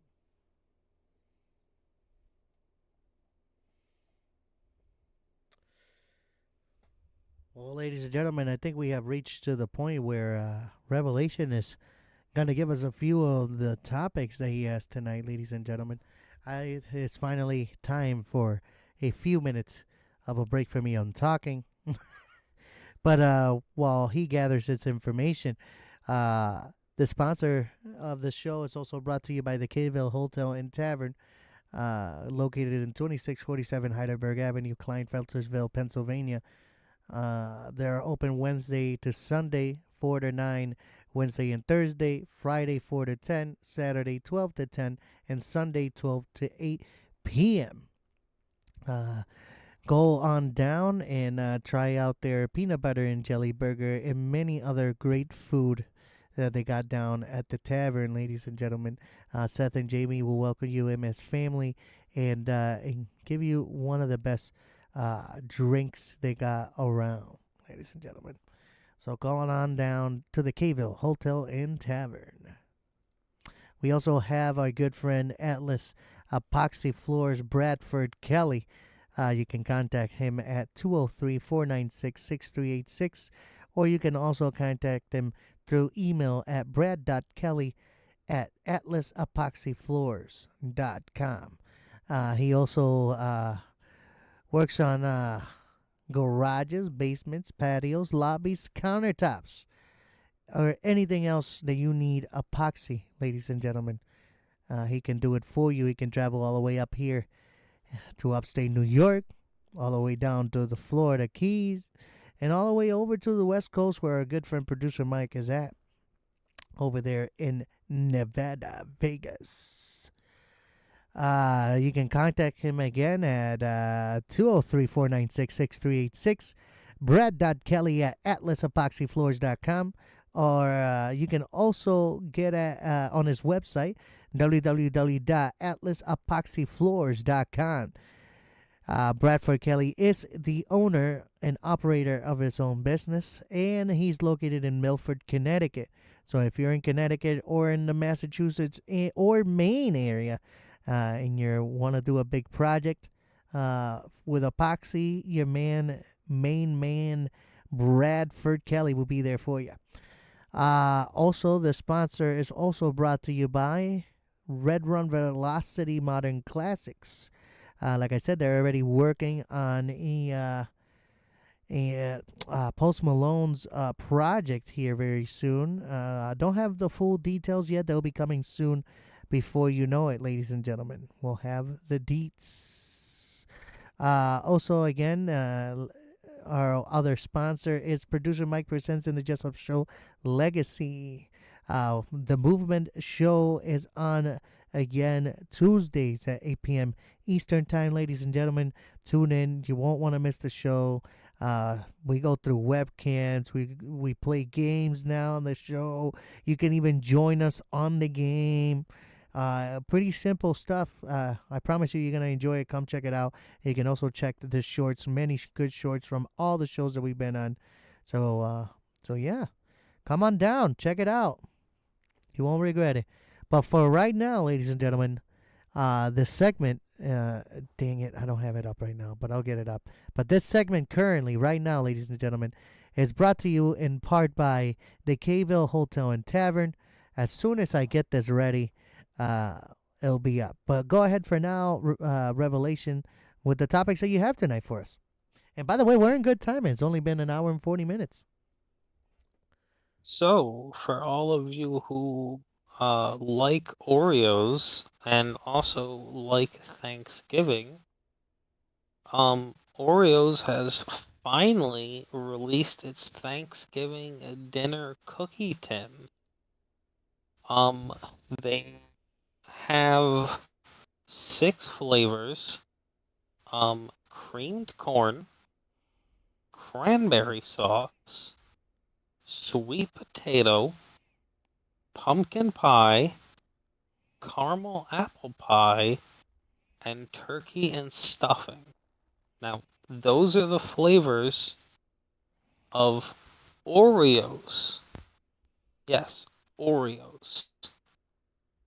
The commemorative tin is a dead ringer for its iconic cookie and comes with 2 of each fudge-flavored flavor. It retails for $20 and is only available online. Oreo describes this holiday offering as unforgettable, which really concerns me, especially after I open the tin. Although each cookie is sealed in its own cryogenic chamber plastic bag, there is something familiar. There is some familiar aroma, fruity and sweet. It might be Fruit Loops, which is not what I was expecting. The article writer said that. They are color coded in beautiful autumn tones with a handy cheat sheet. Um, the creamed corn was described as uh,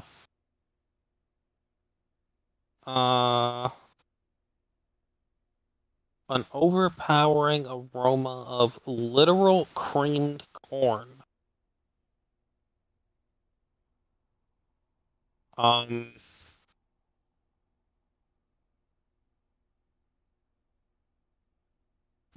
and then this goes on. You know how you make a cookies and cream pie with Cool Whip and crushed Oreos? This tastes exactly like that, except you replace the Cool Whip with a can of creamed corn. The cranberry sauce is described as imagine the aroma as a bag of dried cranberries shoved in your face. The flavor is genuine, but violently so. Um, uh, the cocoa is absent. Um, the various elements work together in a charming garage band way. The sweet potato is described um,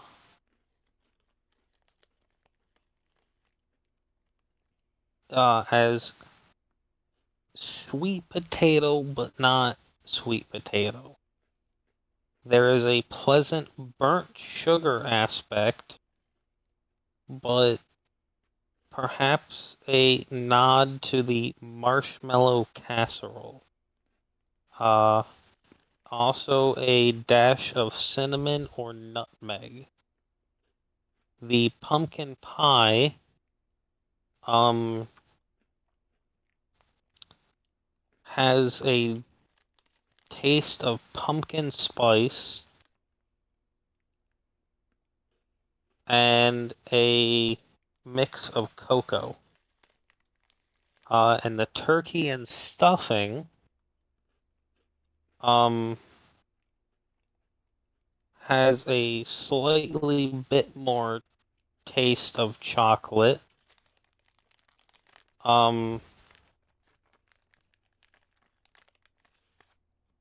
A recipe for Dubai chocolate turkey is what the person describes it as. And chicken mole enchiladas is what they also describe it as.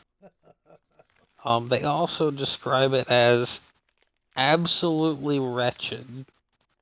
It smells like someone started a fire using a packet of the cheapest possible instant gravy as kindling. What the fuck? Whatever it is, it's embarrassed to be seen with the rest of the flavor profile, which I can only describe as condensed turkey noodle regret. Hey yo, what the fuck? The caramel apple pie is the scent of apple pie craft mac and cheese. What the fuck? Which slightly smells of old 1990s Bath and Body Works country apple.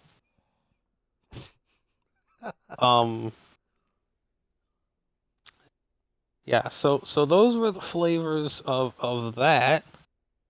The other article that I have, I'm pretty sure this one isn't as bad as that. This one is a tech article for those of you who are a bit techy. So this one is about 4 storage types that are officially too old for 2025. Not as in, age-wise, but apparently as in obsolete. CDs and DVDs. The person says CDs and DVDs were once the dominant storage format for the 90s and 2000s. CDs and DVDs replaced older storage types, like vinyl, cassette, and VHS, before flash drives and external hard drives took over. While the 700 megabyte capacity of CD was overtaken by the spacious 4.7 gigabyte capacity of a standard single-layer DVD, standard Blu-ray discs left DVDs in the dust with their 50 gigabyte maximum capacity. Then they go on to solid-state hybrid drives. The SSHD was a curious stopgap between the waning hard drive and the expensive solid-state drive. They were pitched as the perfect solution for people who wanted the capacity of a hard drive without the then prohibitive cost of an SSD. However, these SSHDs were always more HDD than SSD. The performance boost compared to pure hard drives was only around 2 times, while SATA SSDs were around 5 times faster than hard drives. For more people, SSHDs were always too expensive for what they offered. People could just combine a cheaper and capacious hard drive with a tiny SSD for installing their OS and call it a day. Then you have M.2 SATA SSDs. Are still very relevant for gaming and use in home labs. Their counterparts are simply unnecessary for users who have a spare M.2 slot on their motherboard. These drives are significantly faster, even without costing more. The value proposition for combining the convenient form factor with a more affordable SATA interface worked for a while, but it soon became pointless as the M.2 NVMe SSDs took over.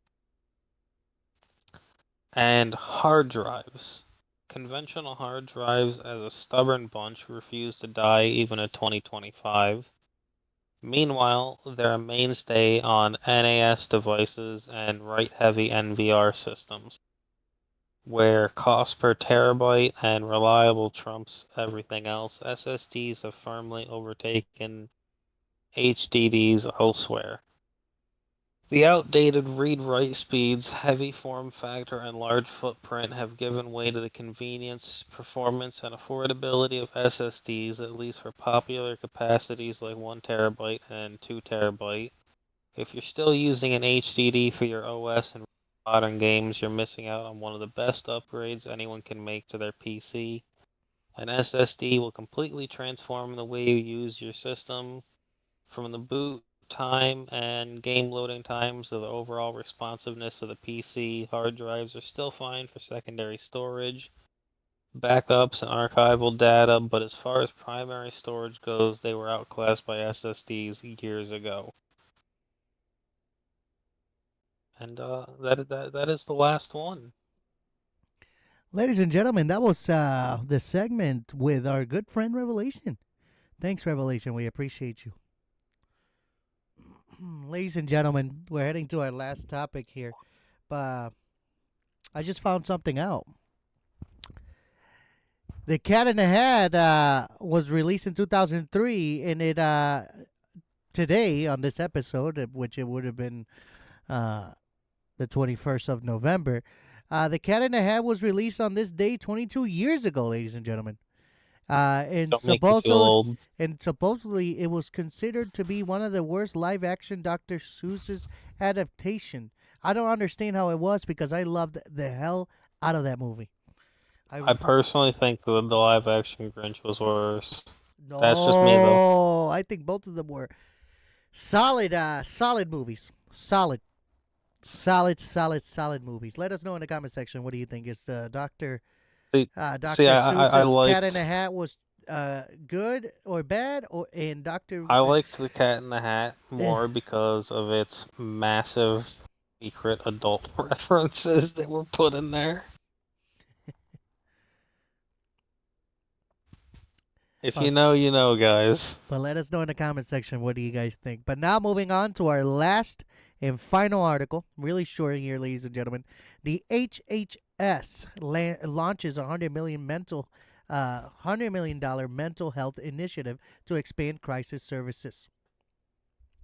The U.S. Department of Health and Human Services has unveiled a new $100 million mental health initiative aimed to bolstering crisis response infrastructure and expanding services across the country.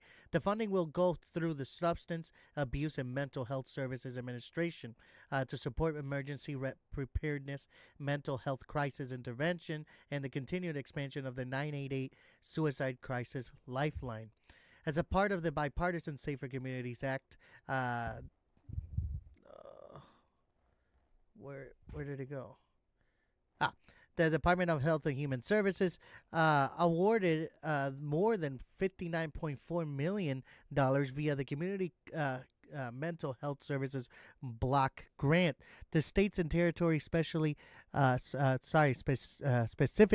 for crisis response, while also securing roughly $50 million to increase 988 Lifeline capacity. The investment comes amidst rising demand for behavioral health support, particularly for populations experiencing acute mental distress or suicidal thoughts. The HHS plan aligns with broader efforts detailed in its FY first year 2026 budget request, which proposes $1.5 billion for mental health. That sums proposes the $1.5 billion for mental health. The sum covers a range of priorities such as school-based mental health, Project Aware, community behavioral health clinics, crisis response programs, and accessible outpatient services for serious mental health illness. According to the first year of the 2025 budget overview, HHS also plans to significantly strengthen the infrastructure of the 988 Suicide and Crisis Lifeline, both through expanded awareness campaigns and increased technical support. This move comes at a critical moment, and mental health and behavioral health agencies have raised alarm about increasing caseloads in stretched crisis systems. At the same time, HHS faces broader challenges, including proposed budget cuts elsewhere in its infrastructure, making this targeted funding particularly notable. We have discussion questions about this, of course. How might this 100 million investment in crisis response and the 988 Lifeline change access to mental health support in the under resourced communities? Is allocating these funds via block grants to states the most effective way to ensure they reach people in crisis? What are possible risks if this funding doesn't come with long-term or support or sustainability? How might this initiative influence public perception of mental health and suicide prevention at a national level? Let us know, as always, in the comment section what you guys think. What do you think? We always talk about mental health in the in our show. What do you think? Um, this is honestly the first time I'm even finding out we have like a administration type thing for it. So that's shocking, and yet we still can barely, you know, fund things for them. Right. Yeah, there's always been an administration thing, but with everything how's been going on, they had put a pause on it. But hopefully, everything can pick up again. My answer to all these questions: the 100 million investment in crisis response in the 988 Lifeline could significantly improve access to mental health support in under-resourced communities by expanding emergency preparedness, crisis intervention, and lifeline capacity. It has the potential to reduce wait times, provide faster connections to trained counselors, and reach individuals who previously lacked access to timely mental health care. Allocating these funds via block grants to states can be effective because it allows local governments to tailor programs to the specific needs of their communities. However, the effectiveness depends on states' capacity to manage resources, priorities, outreach, and ensure equitable distribution to underserved areas. A major risk is that without long term support or sustainability, these improvements could be temporary. Once initial funding runs out, communities may face gaps in services, limiting the program long term impact. Nationally, this initiative could. Whoa. What happened, docket team? What happened? Nationally, the initiative could help shift public perception of mental health suicide prevention, framing them as urgent, addressable issues rather than stigmatized or overlooked concerns. By demonstrating federal commitment and providing concrete resources, it may encourage individuals to seek help earlier and normalize conversations around mental health challenges. So, ladies and gentlemen, there's that. Again, I would like to always say to you guys, thank you very much for joining us. We're heading towards the end. We're heading towards the end here of the show. Producer Mike, I'm nuts, undiagnosed, retired early because of it. Head issues, blow goats. Yeah, well, keep eating them mushrooms. They'll fix you right up. I know our good friend Prophet here could agree with me here.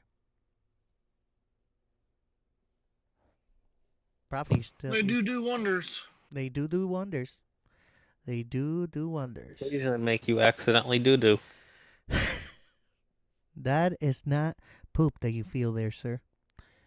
Hey! Then what is it? I don't know what it is, but stay tuned and find out on Monday, ladies and gentlemen. But right now, talking about doo-doo, I think we have our joke of the evening from our good friend, the Prophet.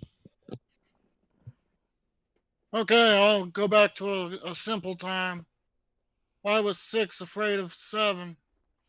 Oh God. Why? 7, 8, 9. Ladies and gentlemen, Now you why? just got it. Hold on. No, I was 10 afraid Why? because he was in the middle of 9/11. Hey, oh my God. Wow. Ladies and gentlemen, you have it here first. You heard it here first. Also Oh, before we wrap it up with our good friend Prophet here, we also have your daily homework or your daily reminder. I don't know which one we're going with today. Okay, everyone. So, your daily homework is I want to know what your favorite flavor of Doritos is for the next time we start up Unbound and you enter chat. We're still waiting for answers. We're waiting for answers Yeah, about we, those we need side dishes. answers, guys. We need answers. We need the answers, need- guys. Yeah, we want to be interacted with. We want Yes. knowledge. Yes, we want to know what you think. So let us know in the comment section, and we'll touch base on it on our next episode on Monday, which will be now episode 27, Monday. Revelation. I think by December 1st, it's on a Monday, we'll be on episode 30, which is going to be some sort of celebration, a milestone, ladies and gentlemen. So you won't want to miss that. Now, that wraps up tonight's deep dive on Unbound, ladies and gentlemen. From Ukraine facing a pivotal peace decision, with President Zelenskyy weighing President Trump's proposal, to Congress Eric Swalwell jumping into the California governor's race with bold anti-Trump messaging. We've covered the political landscape at home and abroad. We also examined tragic events, including the death of the 18-year-old Anna Kepner aboard a Carnival cruise, the terrifying grizzly bear attack in British Columbia, the Dubai Air Show fighter jet crash, the fatal St. Louis airport shooting, and the horrifying Chicago train terror attack. On a brighter note, though, we celebrated triumphs and resilience, from Fatima Bosch Fernandez empowering Miss Universe win to the rare bipartisan meeting between President Trump's in New York Mayor-elect Zoran Mamdani addressing housing and utility challenges. We discussed policy and public debate, too, covering the Treasury's proposed change to tax credits affecting immigrants, taxpayers, and the Coast Guard reversing its controversial stance on the hate symbols. It's been a whirlwind of politics, crisis, and stories that define our times. But before we let you go, we want to remind our listeners that it's okay to ask for help. The stories we covered tonight, from international conflicts and political battles to tragedies and crises, can be overwhelming, and it's normal to feel anxious, stressed, and unsettled. As part of this week's coverage, we highlighted the HHS $100 million initiative to expand mental health crisis services, including strengthening the 988 Suicide Crisis Lifeline. If you or someone you know is struggling with mental health challenges, you can contact at 988 by dialing or texting for confidential support.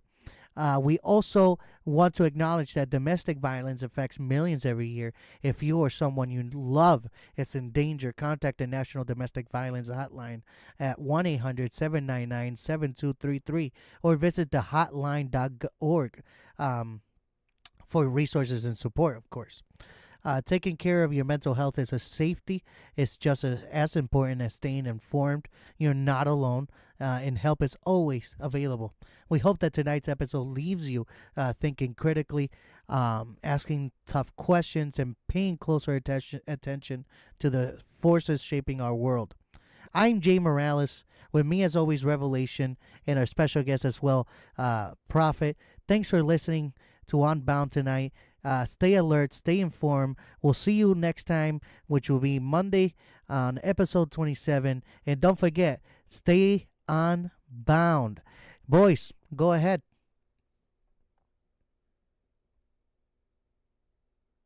For joining and listening to the show. If you guys were at work and listening and just got back, thank you for listening to the show, and I hope you sleep well. And if you were listening to the show and getting ready to go to work, I hope you are safe when you are at work. So, thank you. Hope you found everything interesting, and good night. Prophet, anything? Have a good night or good morning, wherever you're at, Wherever whenever you're at. you're at. Wherever you're at in the world, good morning, good evening, and good night. The Truman Show style, ladies and gentlemen. I wanted to say something else, but I forgot what it was. Ah, I remember now.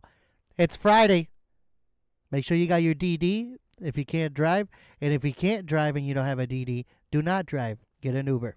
Ladies and gentlemen, we're going to leave you with V-Day, the song V-Day by our good friend Edwin Gray.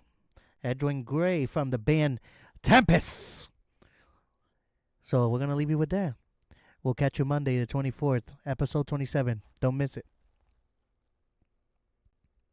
Have a good weekend.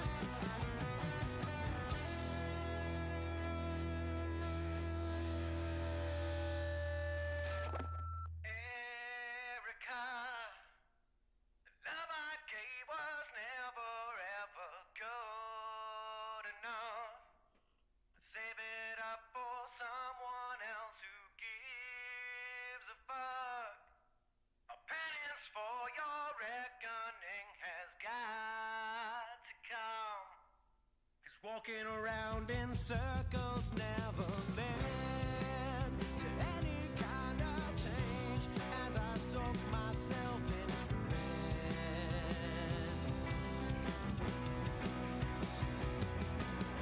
Leave it all. Anywhere that we go seems to fall apart. Nothing's ever good enough, but we're alive.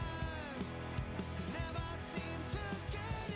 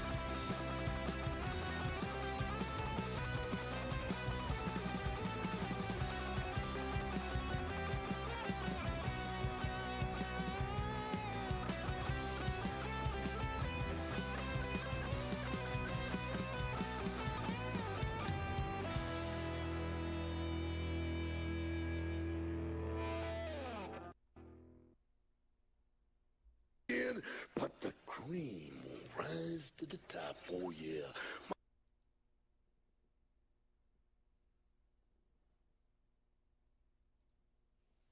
The cream always rises to the top.